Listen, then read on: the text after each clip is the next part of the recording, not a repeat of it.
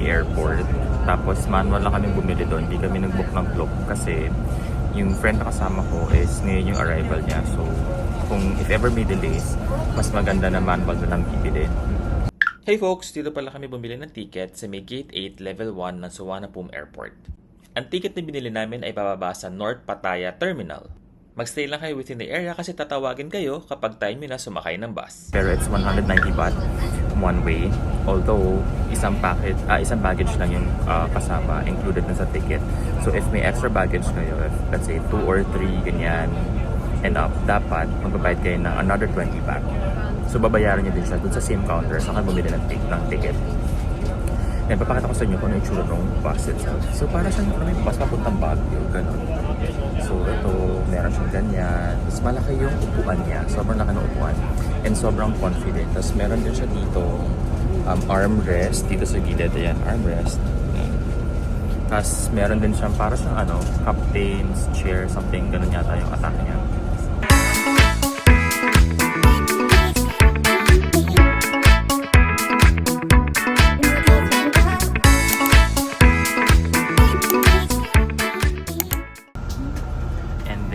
Makikita niyo yung seat number dun sa taas. So, meron dyan seat number. Yan. May seat number dyan, which is 9 and 8 kami. And then may compartment dun sa ibabaw. And then the usual, you have your aircon there, speaker. Tapos meron ng ilaw. Tapos super secured kasi meron siyang dun ganun, ang tawag dun. Meron siyang door dun sa driver. So, hindi makakapasok agad yung papasok. Tapos, meron lang ditong hook. If you have bags, ganyan. Sa akin, ito na lang yung laptop ko tsaka yung onting baon ko. And then nalagyan naman for the food. Yan yung binili kong papaya kanina sa hotel. Yun lang. Tapos meron pa ditong footrest. Ba tawag doon? Yeah. Then natataas din to. Ay, sorry. Oo, natataas nga siya. And dito natataas din siya kung gusto mo mag-humika. Then I'll just update you pag nasa Pattaya na kami. Bye!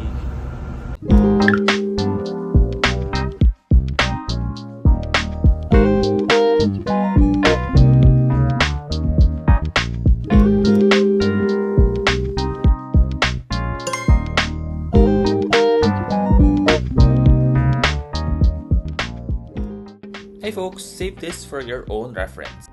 This is the bus schedules to and from Pattaya and BKK Airport. So after 2 hours, nakarating na kami ng Pattaya. Pero super nice lang because you can still use your Grab app para mag-book nung tawag nito, car mo, Grab car, going to your hotel. May options doon.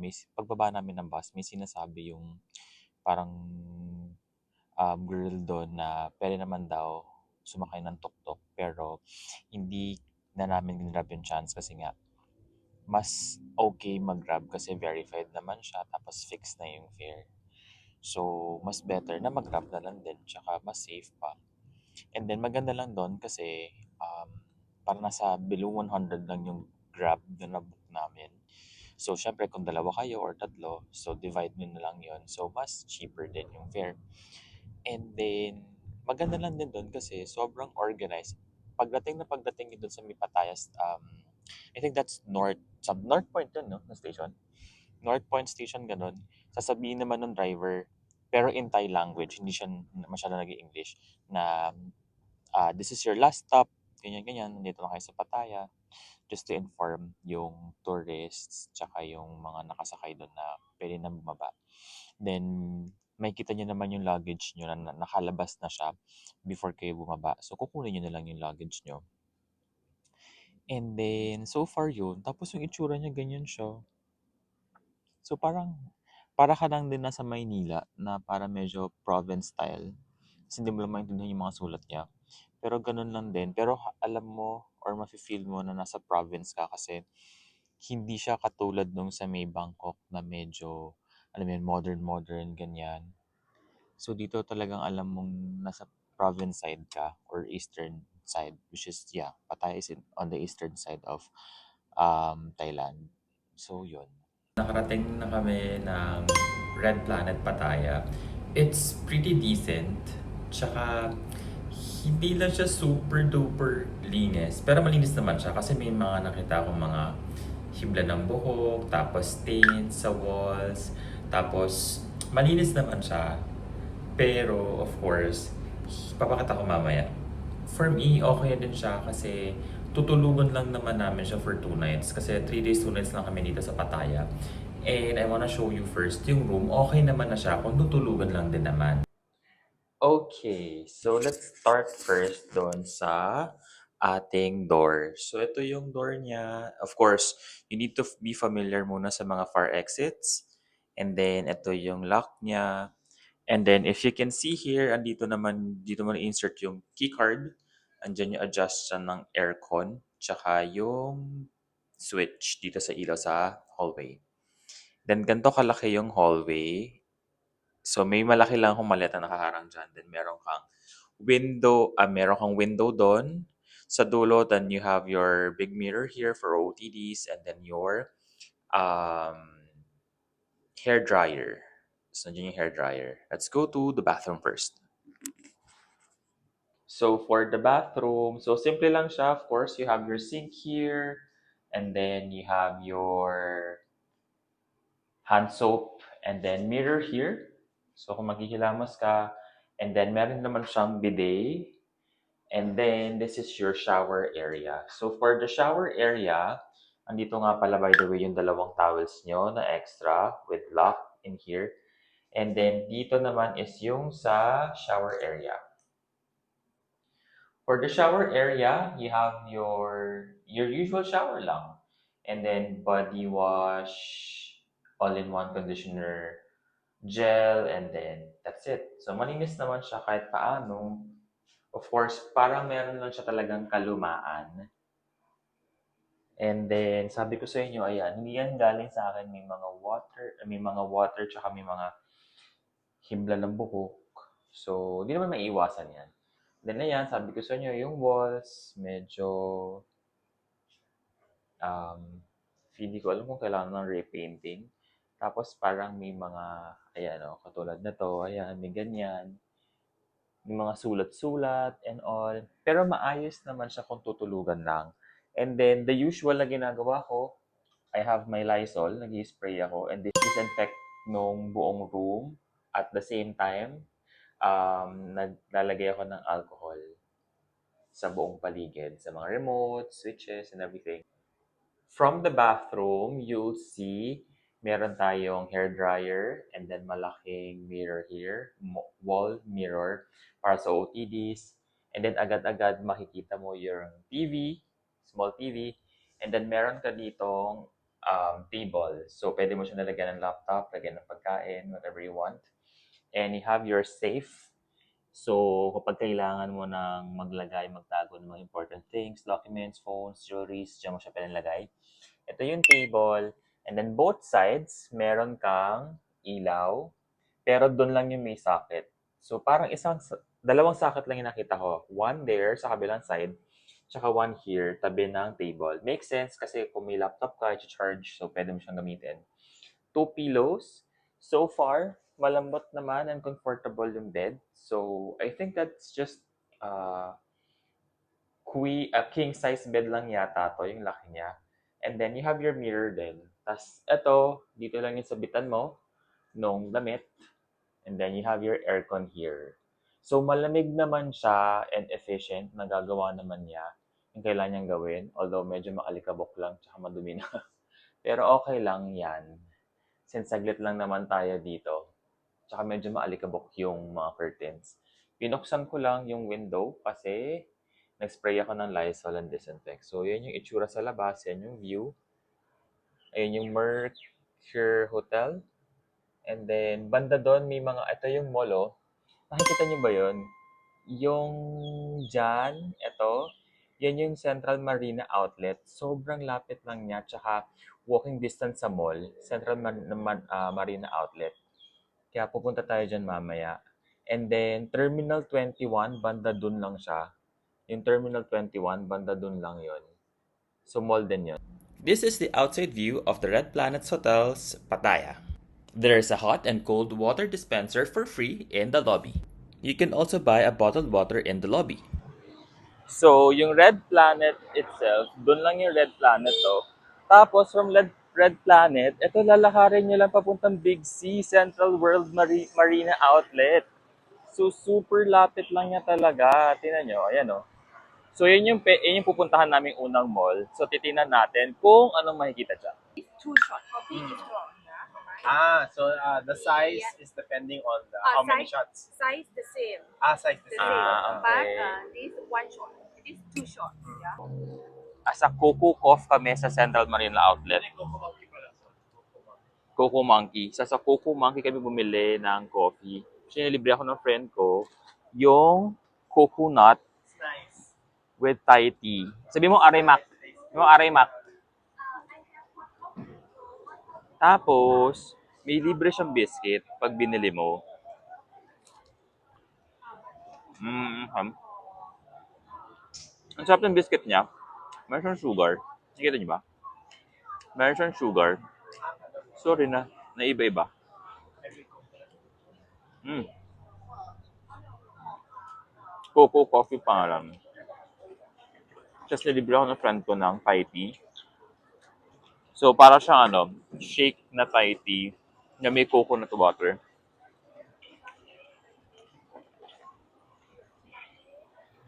Mm. Really nice.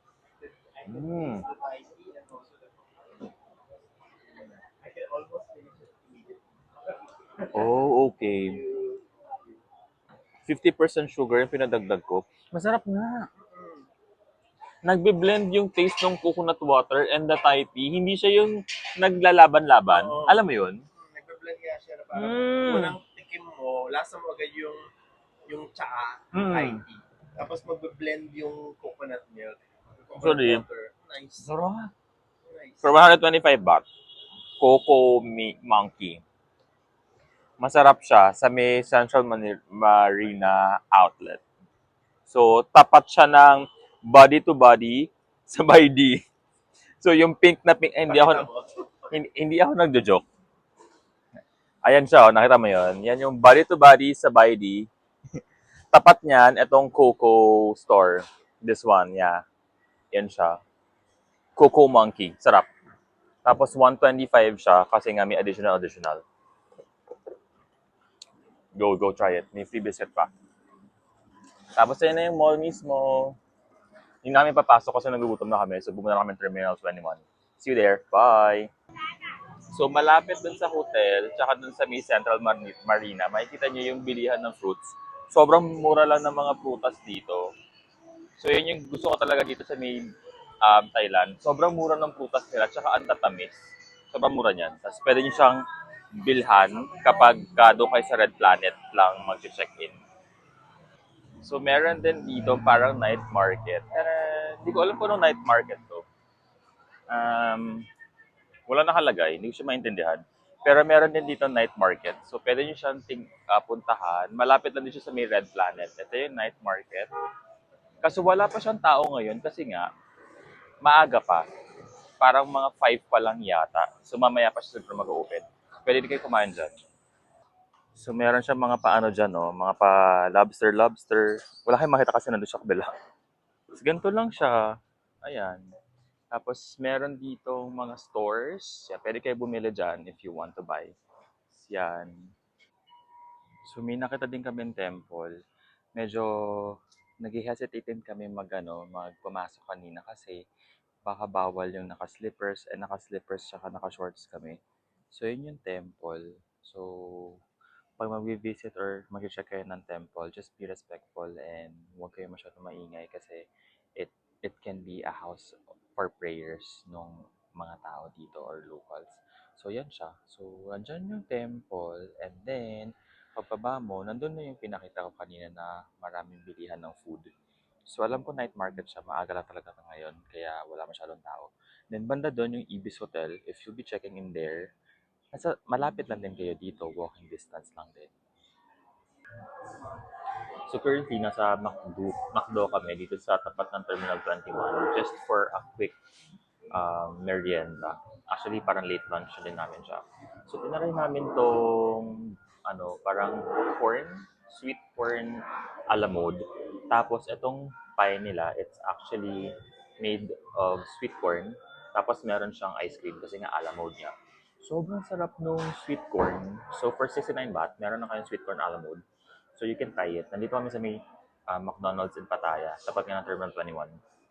Ang sarap niya. So pwede niyo siyang i-try for 69 baht. Tapos ang daming ice cream, ang daming serving, like malaking bowl siya. Ganyan siya kalaki. Hindi sobrang tamis yung sweet corn. So for me, it's something that you need to try. I'm not sure kung meron din sa Bangkok, pero sa Pattaya kami nakabili. Pero most likely baka meron din sila sa Bangkok. So try it. So nasa loob na kami ng Terminal 21. So the usual, yung itsura niya parang the usual mall, pero yung concept niya is para kang pupunta sa iba-ibang bansa. Tapos ngayon, eto, yan, yung mga, may mga naka 50% dito, as in naka-sale sila. Tapos may mga damit din, ganyan. Yung mga maleta na yan, naka-sale siya, naka 50% off. Pero parang ang mahal pa rin, kasi parang nasa 6,000 baht, no?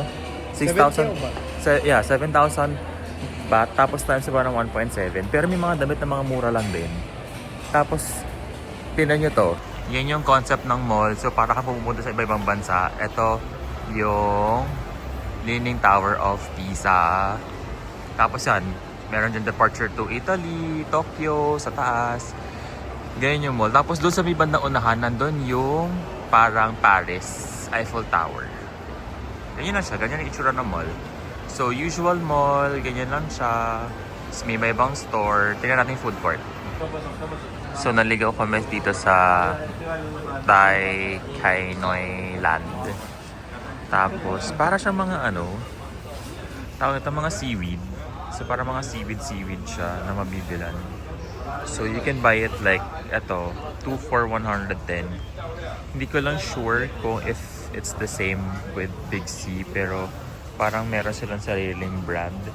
Katulad nito, meron din siya mga promo like 60 baht, buy 2 get 1 free, or with these flavors din. So kung mahilig kayo sa mga seaweeds, ganyan, dito siya sa may second floor yata ng Travel 21 sa Pattaya. So puro siya seaweed. Yun yung mga product ng store na to. Yan, 3 for 110. Hindi ko alam kung mura ba siya. Pero may mga Thai flavor. May spicy, may regular. Dito siya sa Terminal 21 sa Pattaya. Meron din siyang pink salt. Yan siya. Big sheet. Yung pangalan niya. Big sheet. And then, topping sa rice. And then this one as well. Yan, malaki siya. Sobrang laki ng store. So, you can check this. Meron siya mga ganito. Yung parang mga seaweed crackers. Yan, ganyan siya. Yung mga makikita dito sa loob. Feeling ko naman mura na tong 79 baht. So, times nyo lang ng 1.7. Yun yung palitan. As of recording. Yan siya. Ayan o. Mukhang okay naman yung price. So, this is Thai Village. Eto, makakabili kayo dito ng mga parang mga food. Para siyang sa Icon Siam yata. Or Siam. Makakabili ka ng iba-ibang food from different provinces in Thailand. I'm just not sure. Pero may mga ganyan siya. May mga anek-anek din. Ganyan. Sa Thai Village siya. Dito sa may first floor ba to? Hindi ko alam kung anong floor to. Basta yan siya. Feeling ko meron din ganito sa Singapore. Para siyang durian na may baked something na cookies. May durian feeling sa loob. Tapos mga ganyan. Para siyang mga dried or mga dried nga na food. So may banana. Ito parang fish. And then, dried strawberry. First time kumakita ng ganyan. Hindi pala. Nakita na pala ako. Pero ngayon lang nakita ng buo. Yeah, dried nga. Hala, para siyang mangosteen. Dried mangosteen. Interesting. They have mango sticky rice flavor for 29 baht. Alam niyo ba na sa Pattaya makikita ang biggest 7-Eleven sa Asia? Parang full mini grocery na siya tapos may mga ready-to-eat meals din at breads. May dining area din sa may taas sa second floor kung gusto niyo kumain or pwede din naman sa labas. Ngayon, itry naman natin yung mga binili ko sa 7-Eleven. Biggest 7-Eleven in Pattaya, which is medyo malayo siya sa pinaka-center district. I mean, from Terminal 21, parang ang layo. Pero yung pabalik kami, parang ang bilis lang namin. Pero medyo malayo nga siya. Onte. Mga 15 to 20 minutes away from Terminal 21 Pattaya. Ang binili ko na lang doon is itong Lay's na limited edition na salted egg. At saka ito lang, yung famous na ham and cheese, which is naubos ko na yung kalahati. Yung sa ham and cheese na famous na sandwich nila, which is this one, for me parang sakto lang.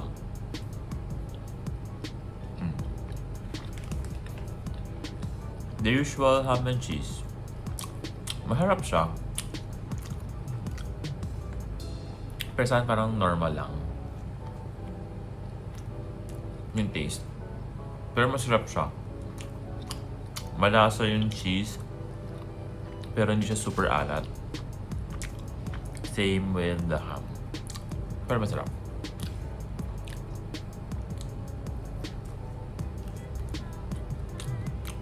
So, re-rate ko siya ng mga 8/10.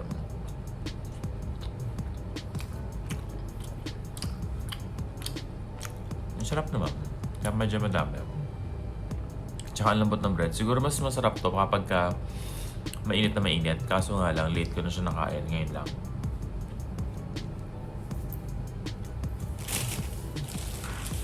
Kasi bumili na ako nito.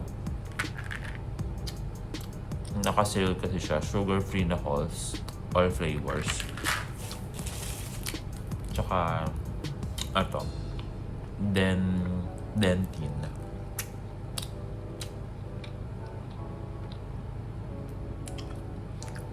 Sugar-free gum na watermelon yung flavor.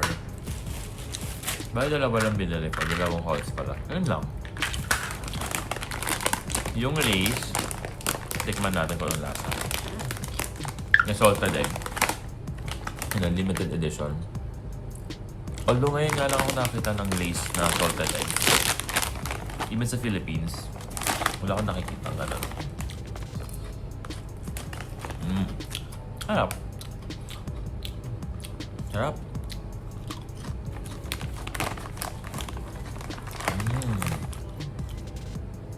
Ang sarap ng pagka-salted egg niya.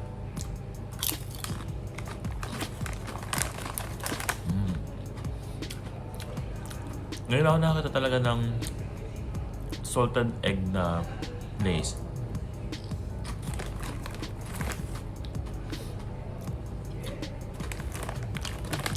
Sarap.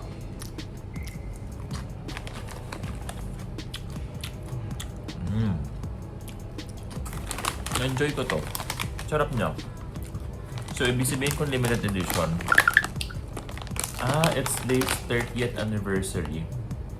And it's limited edition. Ang sarap na to.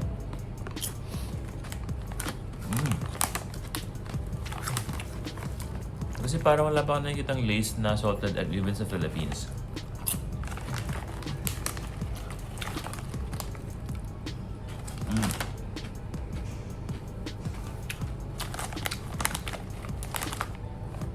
Sobrang rich ng flavor.